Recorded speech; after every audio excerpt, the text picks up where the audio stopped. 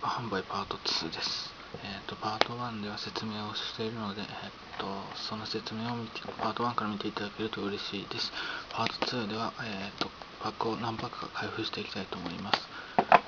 パート1でも言った通り、カメラいいやつ使ってないので、時間に結構制限があるので、全部開封したいんですが、今回は10パックだけ、開封していきたいと思います。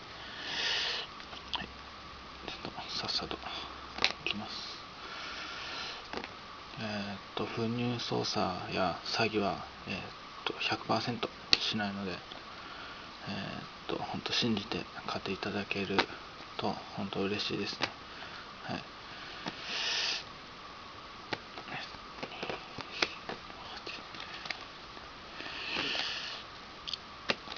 10パック、この10パックを、開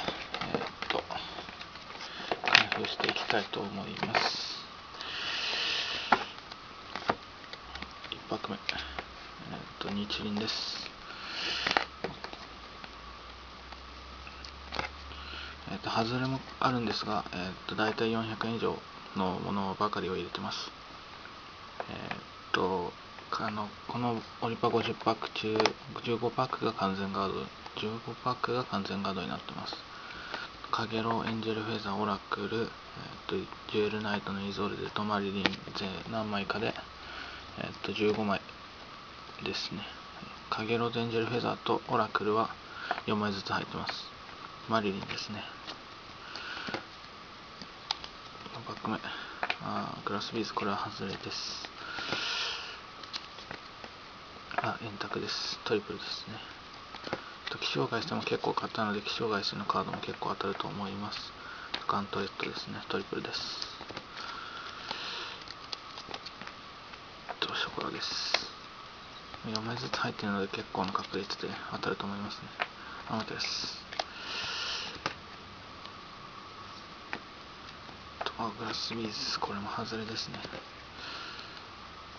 はい、最後、またガントレットですね。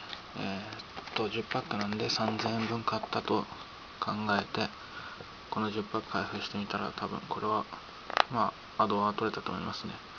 パート1で紹介したデッキが当たればもっとアドは取れてると思いますね。こんな感じです。できるだけ400、できるだけ元は取れるように、オリパー設定してあるんで、皆さん信用して買っていただけると嬉しいです。本当に引退するんで1パックも残したくないので、できるだけたくさんまとめて買ってくださる方は優遇します。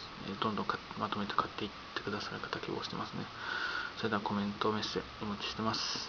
ご視聴ありがとうございました。